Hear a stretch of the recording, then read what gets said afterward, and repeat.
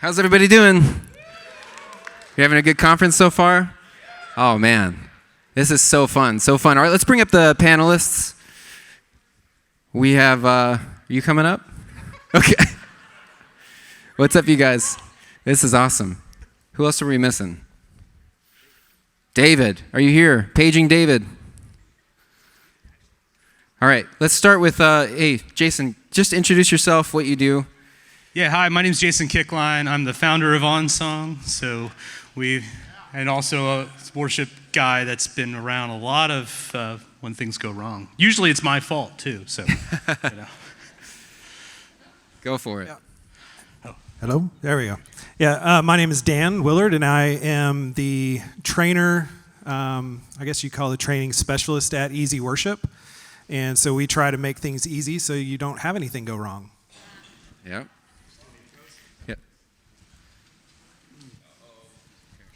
I'm good. I just wasn't on. Okay, what to do when things go wrong? Hi, I just ran in here. My name is David Pfaltzgraff. I'm a founder of SundaySounds.com. We make the Sunday Keys app, worship sounds for keys players, and I'm just excited to be here with you guys. This guy may have come the farthest away from Portugal. Anybody farther than that? I don't think so. All right, you guys, I'm so glad you're here. It's such a cool thing to see all these worship leaders come from all over the place. And we're going to talk about what to do when things go wrong. How many of you guys have had something go wrong before on stage? All right. For those of you who did not raise your hand, I don't think there's some truth telling going on. We've all had something go wrong. I want all of you guys to actually share a story about a time when something went wrong, and I'm talking like so bad that it could end up on worship fails. This one time I had to be on a panel. You had to be on a panel. I ran in. So I'll kick this off by telling a story. I was leading worship one time for a youth event, and we were on this stage that was like a portable staging, and we were doing this song where everybody's like dancing and jumping up and down. And as we were jumping up and down, the legs of the stage in the back collapsed, and I fell backwards and landed on my back. But not just on my back, I had an extra guitar on a stand here, and I landed on top of it, a Taylor 314, and smashed it flat. I still have the guitar. Flat. But then it gets worse. My right hand, I knocked over a projector that was on a stand. Knocked it over, all the lyrics like went bye-bye. My left hand knocked over a laptop that was on a stand. The laptop landed upside down and like, there's the picture. Is that little Maddie? Oh my gosh. Is that you? I did not know we were going to have this picture. Okay, so yeah, look at this computer. Oh my goodness. That's old school right there. Dell. Thank goodness people have innovated since then, right? Cook an egg on that. Anyways, that was a major worship disaster. What about you guys? I was doing a youth night. I was going to introduce Wake by Young and Free. None of the students knew it. I was like, I'm going to put the guitar down. I'm going to stand up. I'm just going to jump and clap my way through. It was big outside of my comfort zone because I don't know what to do with my hands. I want to hold the guitar. I put it down. I was like, what's up, everybody? Welcome to worship night. And I raised my hands up right as the verse was about to start, and the mic slipped out of my hand. And I was the only singer that was rolling across the stage. We were playing to a track. The lyrics were automated, so the song started. Literally, no one is singing. And you can just hear as the mic just rolls. And it just rolled and rolled and rolled. I didn't get the mic back until the pre-chorus. So it didn't go well. I picked the guitar up after that. That's amazing. What about you guys? I don't know that I've had anything that bad happen that would be on Instagram or anything. But just recently, I use Prime with for my tracks, and because it's just me on the stage. So, but we were doing a new song, and I start the song, and I start singing, and everybody's just looking at me, and I'm like, "What's going on?" And so I stopped the song because I realized on my foldback monitor there's no lyrics, and so I realized that it wasn't Prime, it wasn't Easy Worship that was doing it. It was actually our Wi-Fi went down. So I had no lyrics for the song. Had my wife restart the computer. Nothing. So were you just making them up as you go? Well, I mean, I had my iPad, but okay, good. but you have to call out the words before you start singing it. So that was probably the worst thing recently that happened to me. Yeah, I think I've gone through a lot of therapy to try to forget some of these experiences. Really repressed. But I think just one that I just recently did, I started doing more worship leading lately because usually I'm kind of busy doing other things and like sound and all the tech stuff. So that always goes wrong. We try to cover it up and everything. But I started singing, I think it was the Bridge of Christ Be Magnified, and it just started coming out like I couldn't actually produce words with my mouth anymore. And luckily I had another singer, and I looked at her and I'm like, please cover me on this, because I just get into the worship and I forget to look at the lyrics, and if you don't have it memorized, obviously you have a problem. So, yeah, that was like a couple weeks ago. So, You seem fine. yeah, the therapy hasn't taken yet. So, These are amazing. I wish I could hear all of everybody else's stories. I have got one more. Can I tell you one more? I was just thinking, Rochelle, she led worship this morning with Aaron this morning. This happened to Rochelle and I. Rochelle will remember this.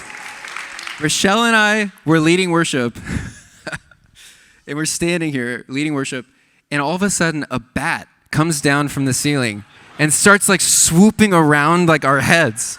And Rochelle is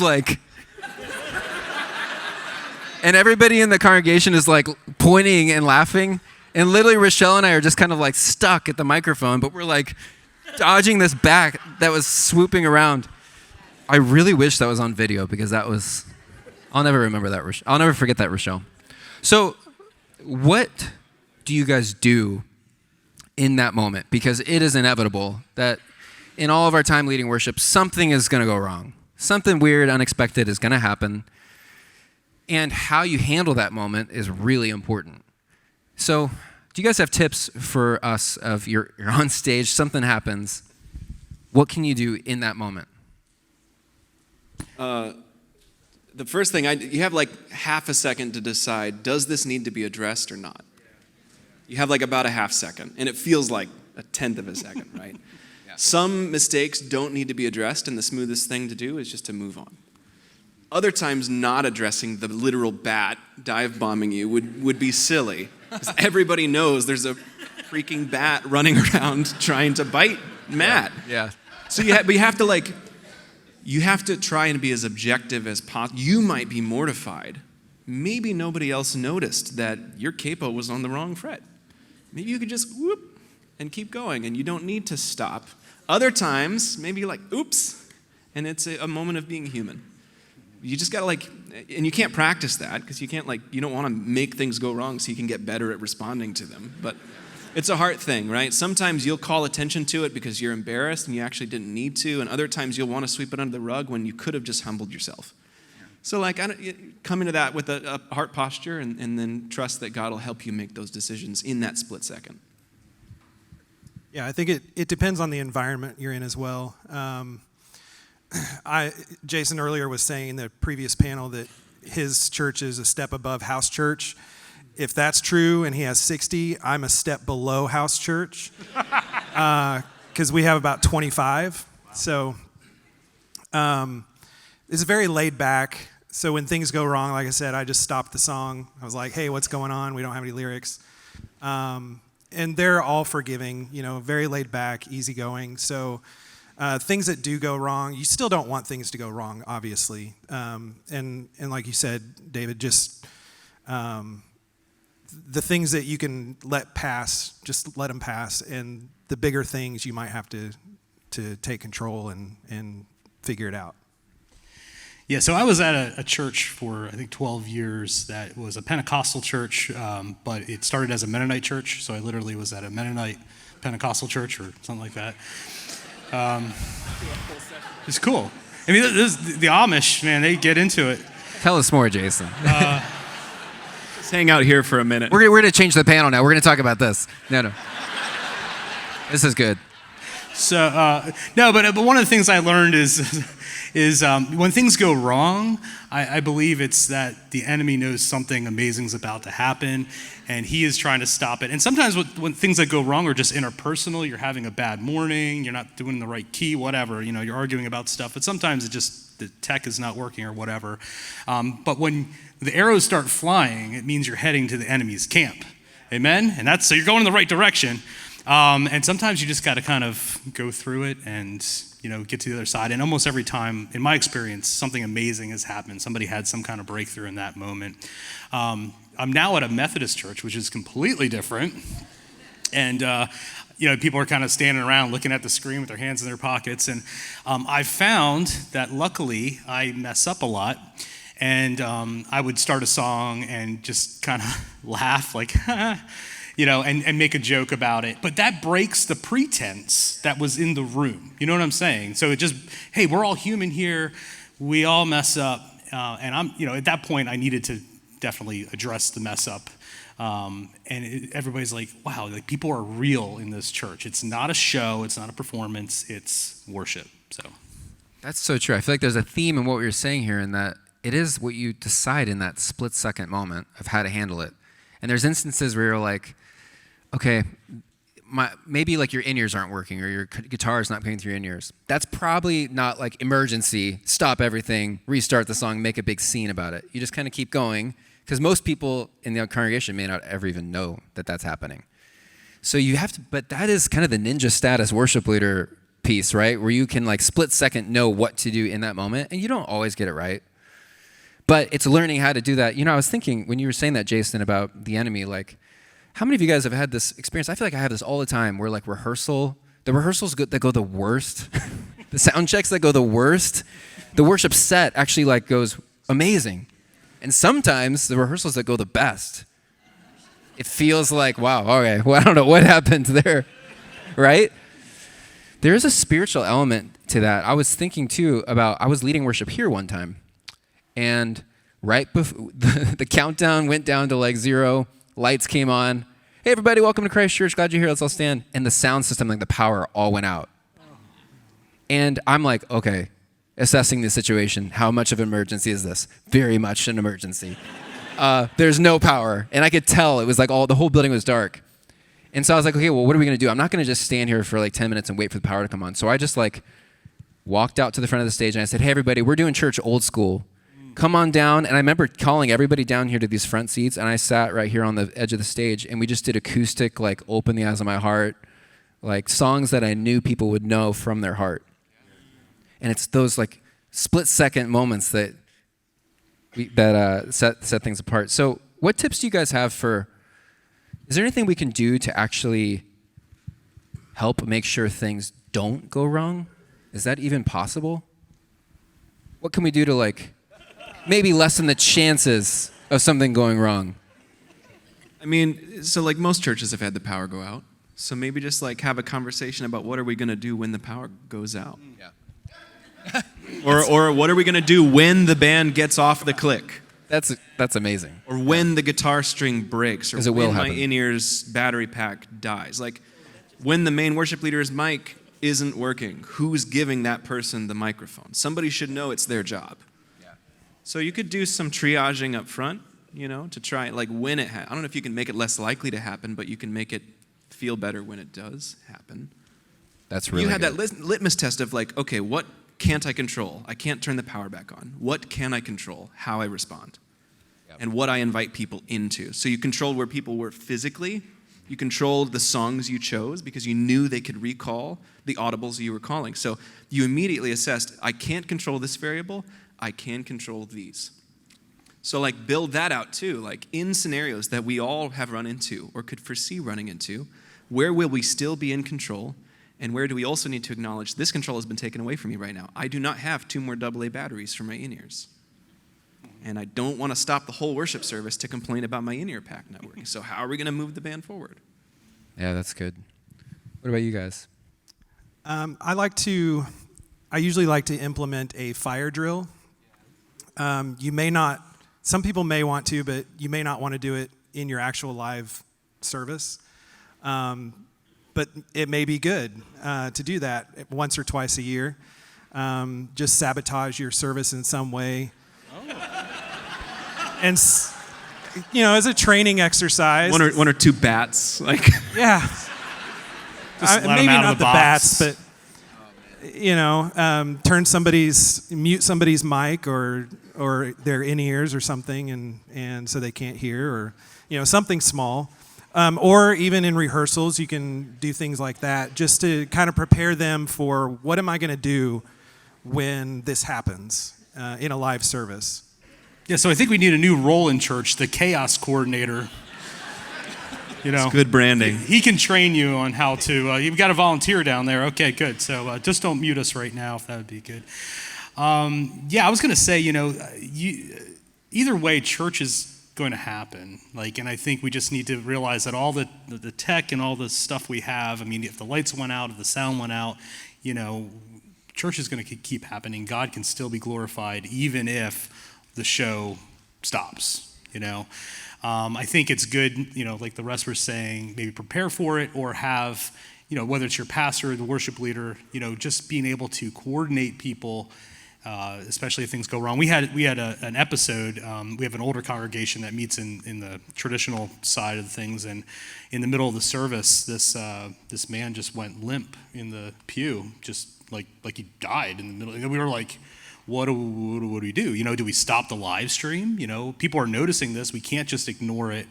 Luckily, our pastor thought on his feet, and he was already talking, and he said, we're just going to have a moment of prayer, and we got help for the person. They came back the next week, don't worry. But sometimes you can't prepare for everything, and that's what I'm finding. But I think you can learn to troubleshoot. You can learn to think on your feet, but it does take a little bit of practice. So I do like the chaos coordinator idea. Sorry, and I think one more thing, on the technical side, to try and prevent things from going wrong is keeping your hardware up to date, keeping your software up to date. Don't update your software the day of service. Things like that that you can kind of prevent. That will help prevent things from going wrong on the technical side. Yeah, that's good. So communication, talking about what do we do if the power goes out? What do we do, Rochelle, if a bat comes at us while we're leading worship? We'll be ready for next time. I love that you keep bringing it back, Jason, to that we're human. And I think that actually is something that people really resonate with. When you think about how we do church and worship, there are already so many barriers, right, in leadership, and that you're up on a stage looking at them, they're all looking at you. There's lights, maybe cameras. There's already all these things that kind of make it feel performance-y, which we all don't want, right? So anything that you can do to actually break down that and bring in the human element, I think enhance the leadership so much. So those moments where maybe something does go wrong, and it's a moment that maybe is addressable, I think it kind of brings out the human part of us. And people relate to them, oh yeah, we get that happens. I remember I was leading worship at a church one time, and this probably happened to you guys, the strap on your guitar breaks or falls off somehow. But this time my guitar went straight, I didn't even catch it, and it just went straight down, bam, cracked open. And I was just well, and it was a humiliating moment, but I had to pick it up and just be well, that is a problem. But that stuff happens, and I think it actually can be really endearing for people in your congregation. They get to know you better as a person. You're not just the karaoke guy up there singing, right? They get to know you and who you are, and that's going to enhance your leadership down the road. So, did you have something you wanted to share about that, David? All right. You want me to come up with something? No. Right, no. Okay, so last thing, and then we're done. We got a couple minutes. Do you have any tips for when those things happen? Are there any practical tips on actually communicating with the production people? Because they're way back there. And you don't want to be sending smoke signals or what does this mean? I don't know. Or how do you communicate with your band when stuff's happening? I'm a big fan of setting up a talkback mic. Somebody on stage should be able to talk to somebody off stage without the congregation hearing it. That can be tough depending on the size or your room might be too small for that to happen without everybody hearing it. But if you can, getting somebody on stage in the band who can talk directly to front of house, or even just to talk to somebody else in the band and say your guitar is just making random noise. Can you hear what's going on? It's really out of tune. Can you please fix it? And not in a mean way, but in a hey, we want you to succeed. We don't want to have to mute you. You don't say that, but then they're advocating for people in the team. But you put some infrastructure in place for that sort of communication to happen so the worship leader doesn't have to do it. I've seen some churches put a mic like in the back and it's just there. So if the worship leader needs to, they could like walk back and say something and then come back up. Yeah, they also make, I think it's a panic button. It's like an A/B switch, and so you can just have 2 different channels and just switch over to basically a talkback that goes through the ears, and hopefully the sound guy's listening to his ears too. But yeah. You guys, this has been a lot of great tips here. Can we thank the panelists? It's awesome. All right. Thank you, guys. And good luck. When things go wrong, hey, it just happens. And you just embrace it. You go with it. But we learn. Every time something happens, we learn. And it's invaluable. So, thanks, bro. Hey, let's give it up for these guys again. Thanks, fellas.